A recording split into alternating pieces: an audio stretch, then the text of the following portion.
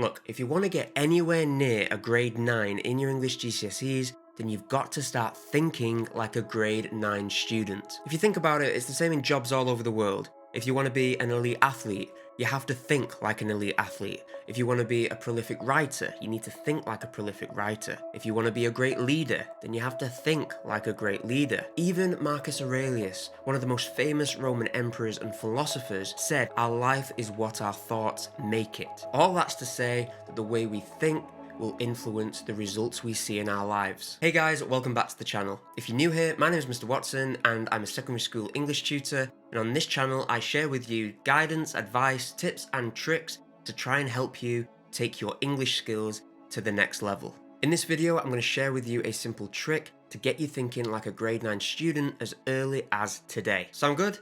Okay.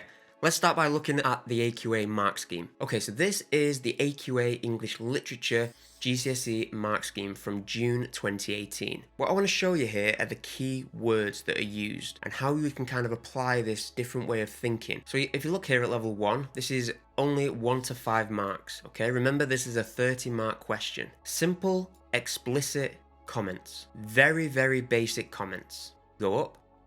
These keywords change. So when we're in level 2, now it's supported relevant comments, and that's between 6 and 10 marks. So you can see it's increased a little bit in terms of the complexity. It's gone from being very simple and obvious to now being supported and relevant. Supported and relevant comments for level 2, explained structured comments for level 3. And then we keep going into level 4, clear understanding, 16 to 20 marks. And then level 5, thoughtful, developed consideration. And then level 6, which is the top of the marks, we're looking at between 26 and 30 marks for this band, convincing critical analysis and exploration. Okay, now they might sound very complicated, those words, okay, and that terminology, but don't worry, I'm going to show you that trick in a little bit to help you start thinking in that way, more critically. Now, if we just have a look over here at basically what AQA are saying in terms of what a candidate, a student's response, needs to have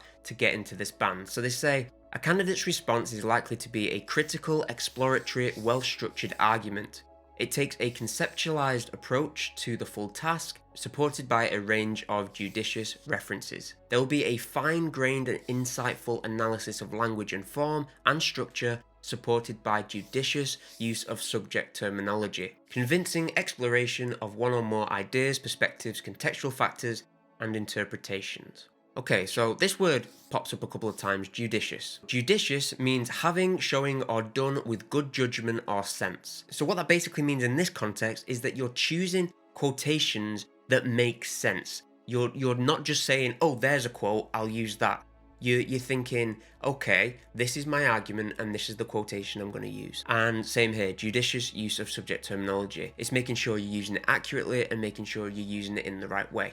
But the key thing I want you to take away from having a look at this mark scheme right now is this: convincing critical analysis and exploration. So what is this one tip that I've been talking about to get you thinking more critically? It may sound incredibly simple, but you'll be surprised at how many students don't do this. When you're analysing a text, you need to think deeper. Let me explain with this graphic. I call this the textual analysis iceberg. And let's say that we're here, we're in this boat, we see this iceberg. The part of the iceberg that we can see clearly is obvious to us.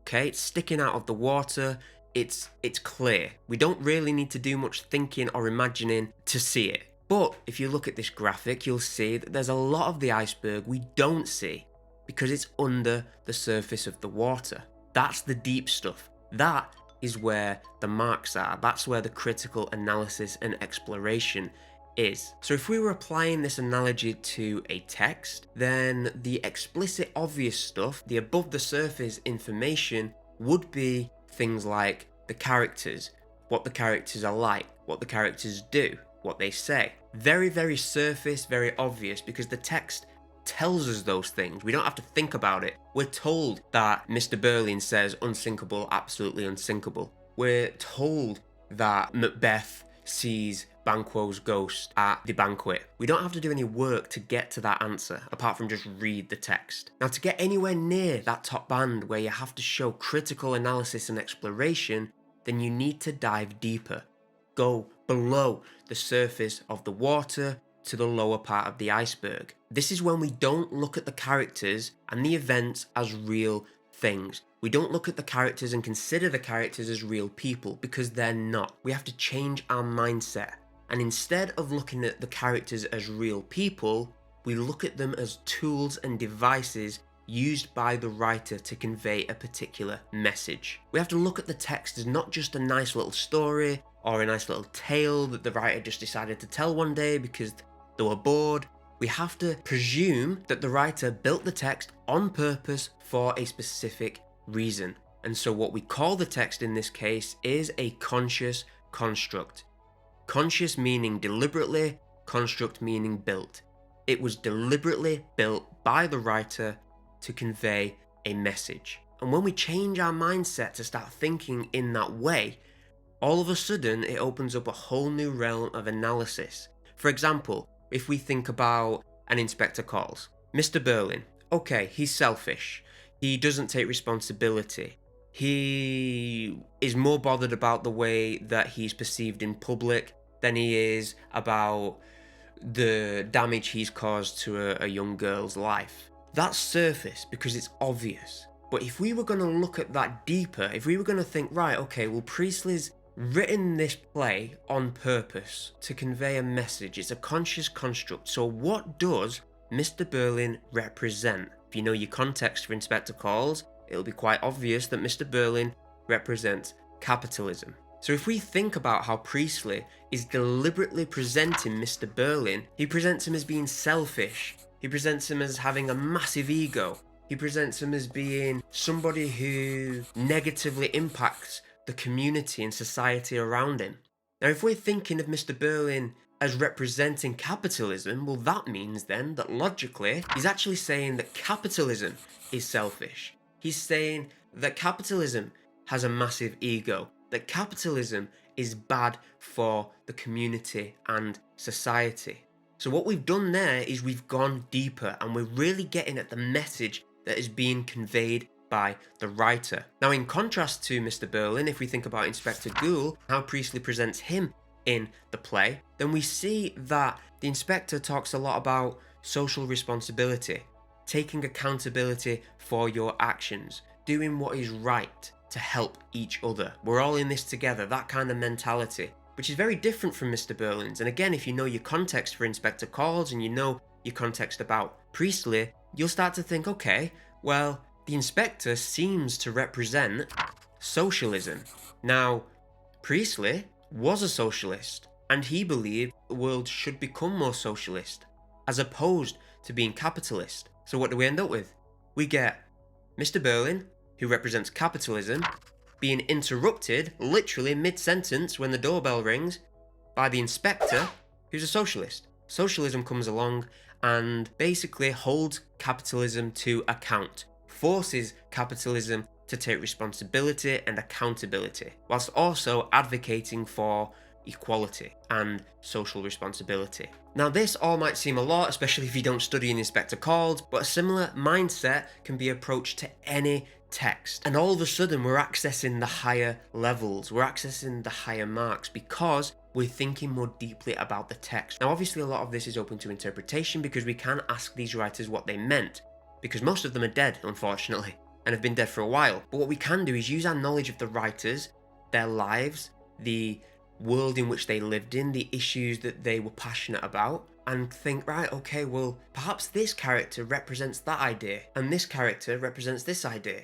And let's see how those ideas interact through these characters to try and understand the message that the writer is trying to convey. Now, if you want to expand your vocabulary a little bit more, then I have another word for you: microcosm. And what that means is taking a massive idea and representing it on a much smaller scale. So, for example, we said that Mr. Birling represents capitalism. Capitalism is a huge political ideology. It's massive, it's complicated, and yet Priestley uses a single character to represent capitalism in the play. So he uses Mr. Birling as a microcosm to represent capitalism, just as he uses Inspector Goole as a microcosm for socialism. And you could argue that he uses Eva Smith as a microcosm for the working class, or more specifically as a lower working class woman. So next time you consider a text, whether it's a literature text or a text you get unseen in language, think deeper. Think below the surface. Dive deeper. Don't just consider the characters as characters, consider them as microcosms. What do they represent? What do we know about the writer? And how can we apply this to what is being said in the text? And that'll open so many more doors in terms of opportunities for deeper, more complex, critical analysis. And that, as we saw before, is how you get into the higher bands. Now, once you've started thinking like a grade 9 student and you've started applying this mentality that a text has been constructed and built, maybe you need a little bit of help finding the right quotations, the right evidence, and then writing that up in a paragraph. Well, luckily for you, I've already made a video, this one here, on exactly that. So if you do need help finding quotations and then writing those quotations up into an answer, then why don't you check this video out now. Thank you for watching, and if you're new, please consider subscribing if you did take some value away from this video. And remember to work smart, learn lots, and change the world. Bye for now.